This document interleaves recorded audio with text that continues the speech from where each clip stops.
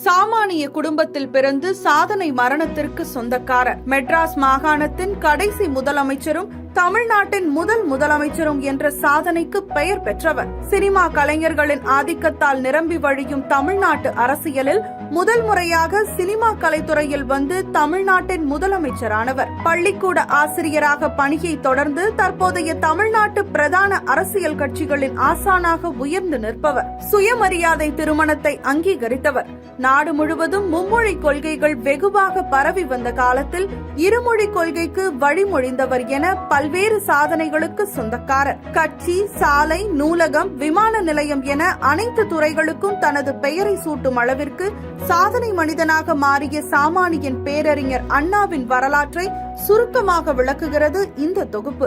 காஞ்சிபுரம் நடராஜன் அண்ணாதுரை அப்போதைய மெட்ராஸ் மாகாணத்தை உள்ளடக்கிய காஞ்சிபுரம் பகுதியில் 1909 செப்டம்பர் 15 ஓர் ஏழை குடும்பத்தில் பிறந்தார். இறை நம்பிக்கை மிக்க குடும்பத்தில் பிறந்த அண்ணாவுக்கு சிறு வயதில் கடவுள் நம்பிக்கை அதிக அளவில் இருந்தது. பெரும் வறுமைக்கு மத்தியில் காஞ்சிபுரம் பச்சையப்பன் பள்ளியில் பள்ளி படிப்பை முடித்தார். அதன் பின்னர் குடும்ப வறுமை காரணமாக கல்லூரி படிப்பை தொடங்க முடியாமல் நகராட்சி அலுவலகத்தில் எழுத்தர் பணியை செய்து வந்தார். அந்த பணியின் போது பிற்படுத்தப்பட்ட வகுப்பினருக்கு கல்வி சலுகை உண்டு என்றும் அதனை பயன்படுத்தி கல்லூரியில் படிக்கலாம் என்ற ஓர் நற்செய்தி அவருக்கு கிடைத்தது. இதனையடுத்து சென்னையில் உள்ள பச்சையப்பா கல்லூரியில் படிப்பை தொடர்ந்தார். கல்லூரியில் படிக்கும் போது தனது ஆங்கில பேராசிரியரும் நீதி கட்சியில் செயல்பட்டு வந்தவருமான வரதராஜன் என்பவர் மூலமே அண்ணாவுக்கு அரசியலின் மீது ஈடுபாடு ஏற்பட்டது. அதன் பிறகு பட்டப்படிப்பை மேற்கொள்வதற்கு அவருக்கு வறுமை பெரும் தடையாக இருந்தது. கல்லூரி முதல்வரின் உதவியால் கல்லூரியில் பொருளியல் பட்டப்படிப்பை முடித்தார்.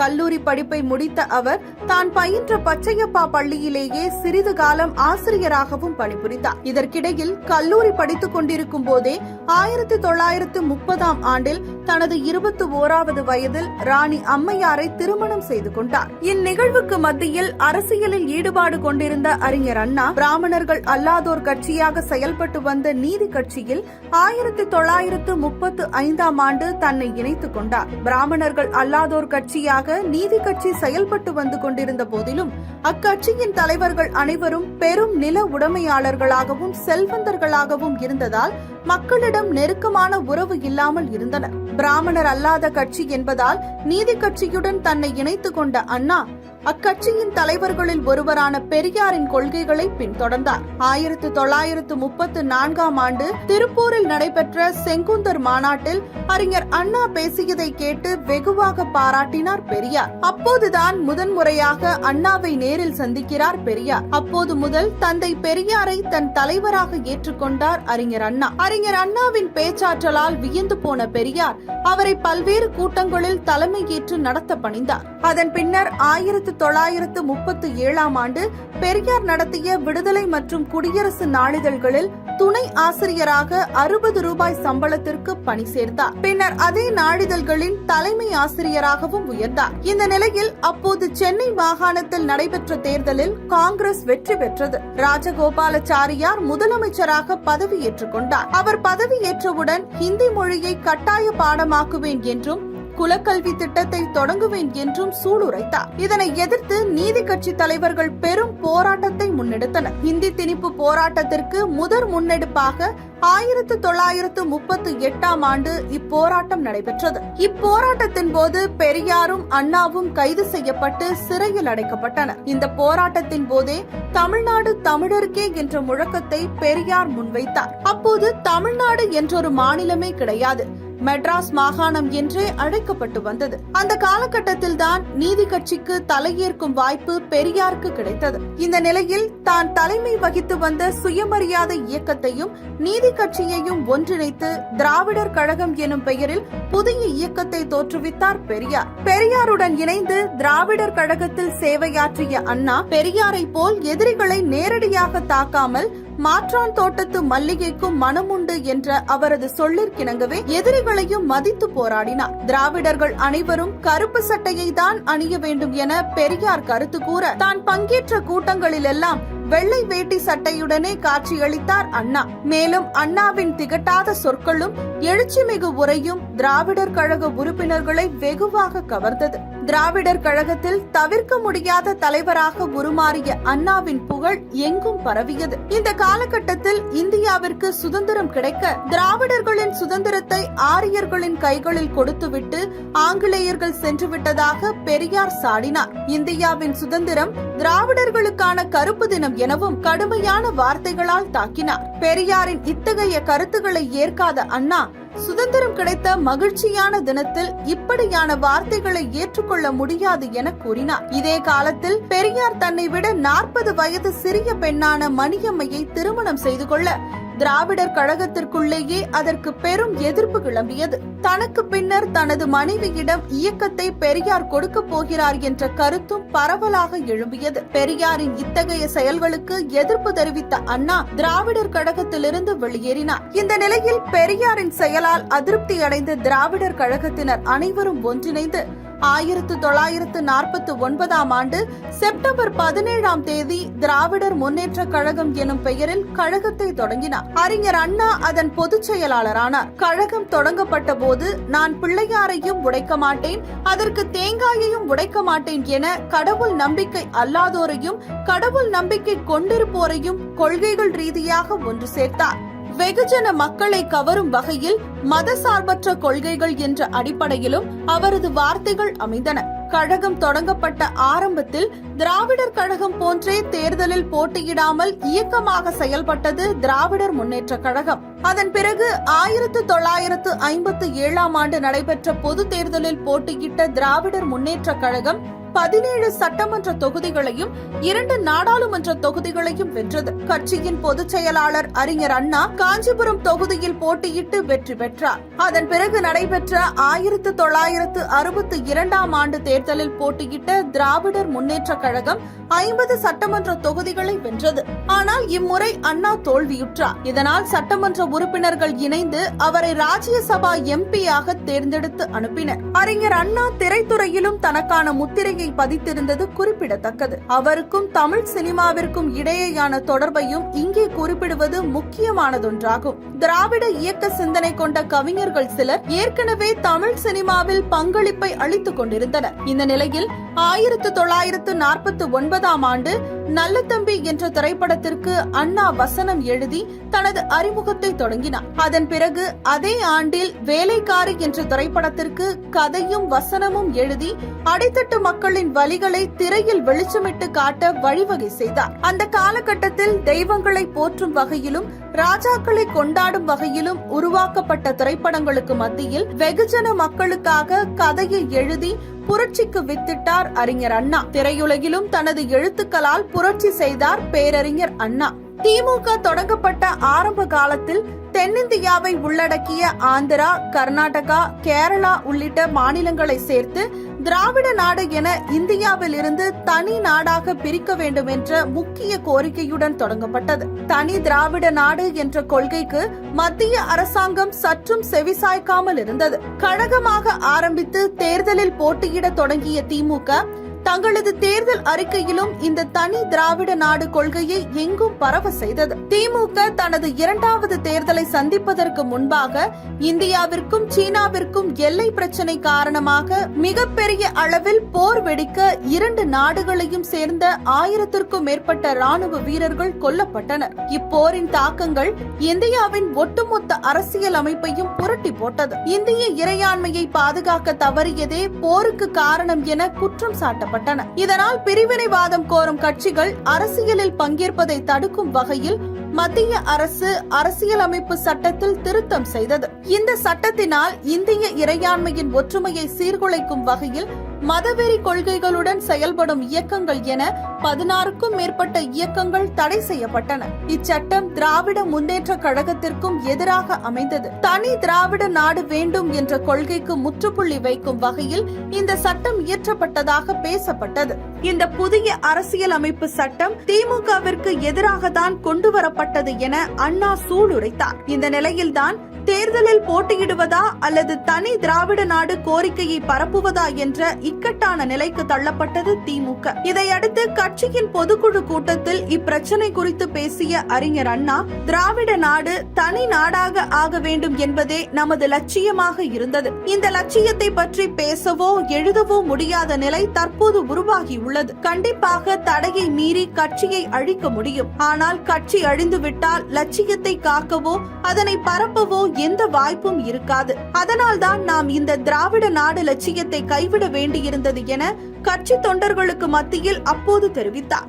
இதையடுத்து தனி திராவிட நாடு எனும் கொள்கை மாநிலங்களின் சுயாட்சி என உருமாற்றமானது. மாநிலங்களுக்கான உரிமைகள் அதிகப்படுத்தப்பட வேண்டும் என குரல் எழுப்பிய அண்ணா, மாநிலத்தில் சுயாட்சி, மத்தியில் கூட்டாட்சி என்று புகழ்மிக்க தனது வார்த்தைகளை உச்சரித்தார். எனினும் தமிழ் பேசும் மக்கள் வசிக்கும் மாநிலத்திற்கு தமிழ்நாடு என்று பெயர் வைக்க வேண்டும் என்ற கோரிக்கையை அவர் தொடர்ந்து முன்வைத்துக் கொண்டிருந்தார். ஹிந்தி மொழி ஆட்சி மொழியாக அறிவிக்கப்பட்ட போது பல்வேறு தரப்பினர் அதற்கு எதிர்ப்பு தெரிவித்தனர். குறிப்பாக அறிஞர் அண்ணா இந்த சட்டத்தை கடுமையாக எதிர்த்தார். பெரும்பாலான மக்கள் ஹிந்தி மொழியை பேசுவதால் அதனை தேசிய மொழியாக அறிவித்த அரசாங்கம், நாட்டில் அதிகமாக இருக்கும் காகத்தை தேசிய பறவையாக்கலாமே, ஏன் மயிலை தேசிய பறவையாக அறிவிக்க வேண்டும் என தனது எதிர்ப்பை பதிவு செய்தார். ஹிந்தி மொழியை நாடு முழுவதும் திணிப்பதற்காக எடுக்கப்பட்ட முயற்சிக்கு தமிழ்நாட்டில் பெருமளவில் போராட்டம் வெடித்தது.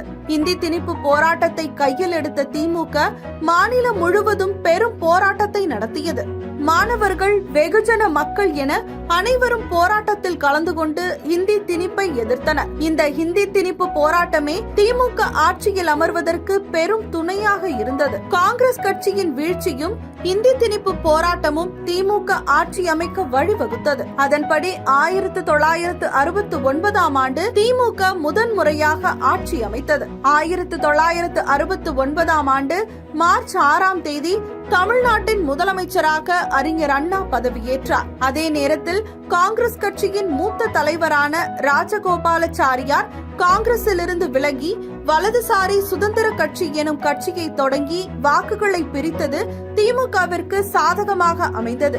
காங்கிரஸ் அல்லாத ஒரு புதிய கட்சி தமிழ்நாட்டில் முதன்முறையாக அண்ணா தலைமையில் ஆட்சி அமைத்தது. அண்ணாவின் தலைமையில் அமைக்கப்பட்ட அமைச்சரவை இந்தியாவில் எந்த மாநிலத்தில் இல்லாத வகையில் இளமையான அமைச்சரவையாக உருவாகியது. அதேபோல் அவரது அமைச்சரவையில் இருந்தவர்கள் அனைவரும் கடவுள் அறிய என்றில்லாமல் உளமறிய என உறுதிமொழி எடுத்து பதவியேற்றுக் கொண்டனர்.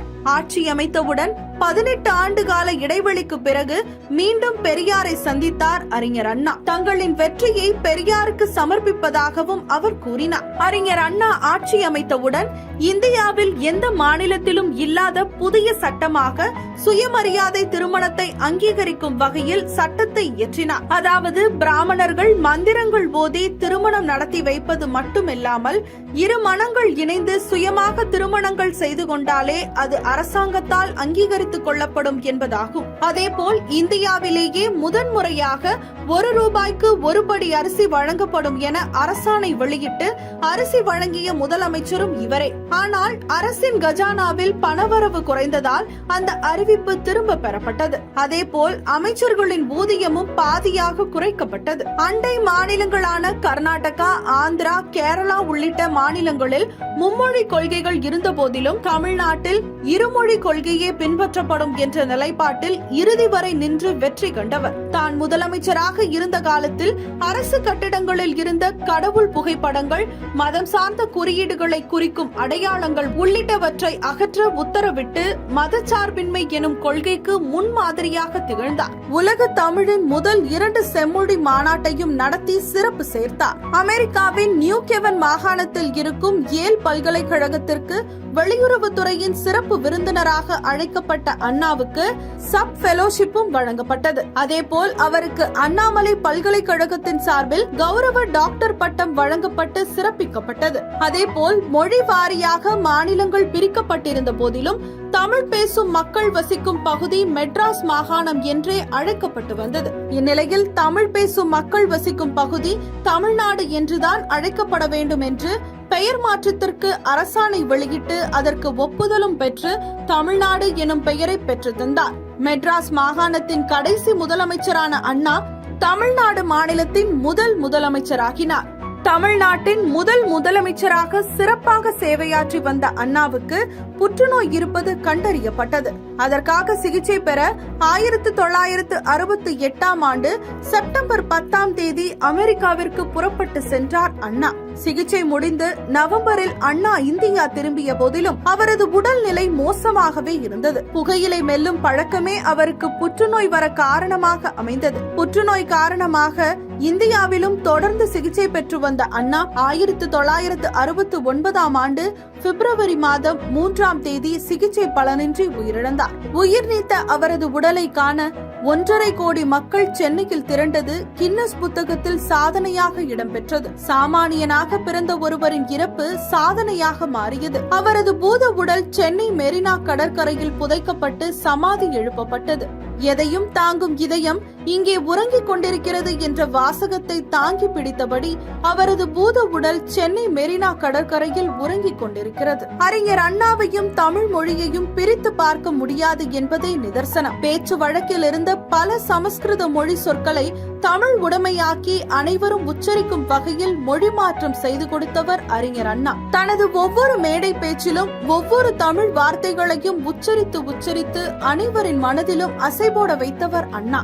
கடமை, கண்ணியம், கட்டுப்பாடு எனும் தனது தாரக மந்திரம் மூலம் தமிழ் மக்கள் அனைவரையும் தன் பால் பக்கம் ஈர்த்தவர். தனது செயல்கள், பேச்சுகள் இல்லாமல் தமிழ்நாட்டு அரசியலையும் திராவிட கட்சிகளையும் செயல்படுத்தவே முடியாது என்ற அளவிற்கு தனது அரசியல் கோட்பாடுகளை வேரூன்ற செய்துவிட்டு சென்றுள்ளார் அறிஞர் அண்ணா.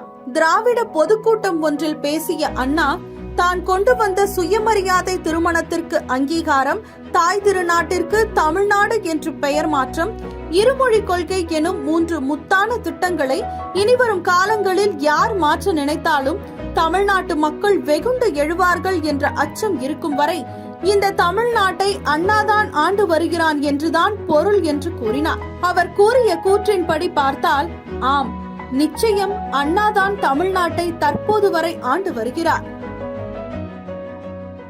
இந்த ஓராண்டில் 3 முக்கியமான காரியங்களை செய்திருக்கிறேன்.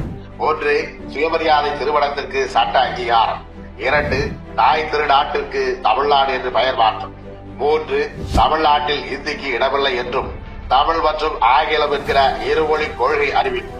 இதை பார்த்துவிட்டு பலருக்கு கோபமும் ஆத்திரமும் வருகிறது.